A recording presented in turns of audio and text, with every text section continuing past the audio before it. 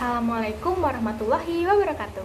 Halo semuanya, perkenalkan, aku Asrhana Arafah, Mahasiswa Hukum semester 7 Universitas Sudabangsa Surakarta.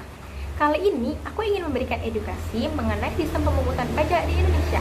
Melalui video ini akan dibahas secara sederhana dan mudah dipahami supaya kita mengerti bahwa pajak ternyata dekat sekali dengan kehidupan kita. Sebelum itu, apa sih pajak itu? Pajak adalah salah satu sumber utama penerimaan negara. Melalui pajak, pemerintah memperoleh dana untuk membangun infrastruktur, membiayai pendidikan, kesehatan, pertahanan, serta berbagai layanan publik lainnya. Karena itu, memahami sistem pemungutan pajak bukan hanya penting bagi petugas pajak, tapi juga bagi kita semua sebagai warga negara yang berperan sebagai wajib pajak. Secara umum, sistem pemungutan pajak dapat diartikan sebagai cara atau mekanisme yang digunakan pemerintah untuk menentukan besarnya pajak terutang, cara pembayaran, dan pihak yang bertanggung jawab dalam menghitung serta menyetorkan pajak tersebut. Di dunia, terdapat 3 sistem utama yang dikenal, yaitu Official Assessment System, Self-Assessment System, dan Withholding System.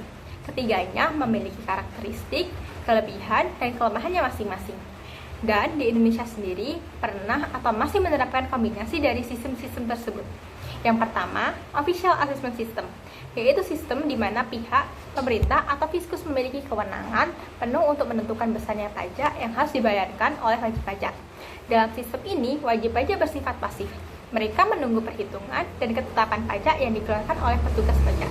Sistem ini pernah digunakan di Indonesia sebelum era reformasi perpajakan tahun 1983. Kelebihan dari sistem ini adalah kontrol pemerintah yang kuat terhadap penerimaan negara. Namun di sisi lain, kelemahannya cukup besar, karena sistem ini rawan ketidakadilan dan potensi penyalahgunaan wewenang. Yang kedua, ada self-assessment system, yang merupakan sistem pemungutan pajak di mana wajib pajak diberikan kepercayaan dan tanggung jawab untuk menghitung, menyetor, serta melaporkan sendiri jumlah pajak yang terutang. Dalam sistem ini, pemerintah hanya berperan melakukan pengawasan dan pemeriksaan. Sistem inilah yang saat ini diterapkan secara luas di Indonesia sejak reformasi pajak 1983. Contoh penerapannya yaitu pada pajak penghasilan atau PPh dan pajak pertambahan nilai atau PPN. Keunggulan dari sistem ini adalah dapat menumbuhkan kesadaran dan tanggung jawab wajib pajak, serta efisiensi administrasi bagi negara. Namun, kelemahannya adalah apabila tingkat kesadaran dan kepatuhan pajak masyarakat masih rendah, maka penerimaan negara bisa berkurang dan berpotensi penghindaran pajak menjadi lebih besar. Selanjutnya, atau yang ketiga, yaitu sistem withholding system.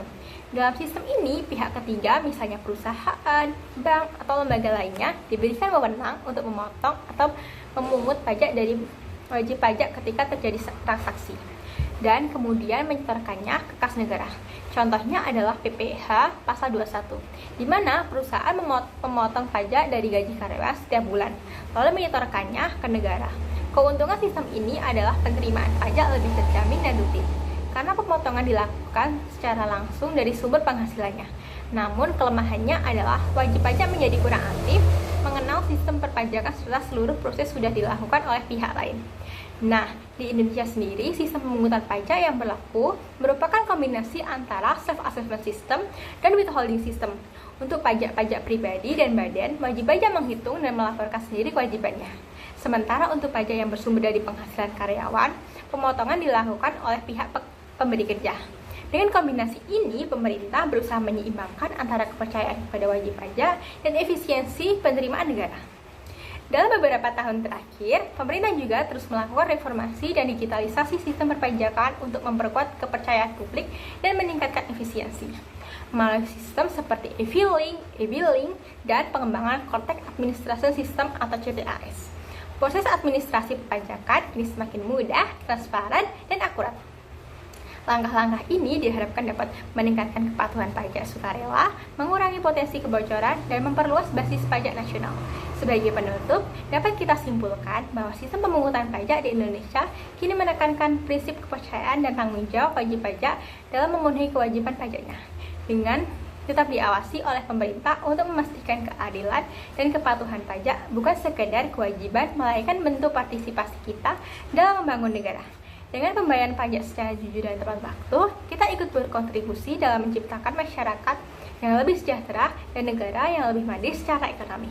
Sekian edukasi dari aku, sampai juga jumpa pada edukasi lainnya. Dadah!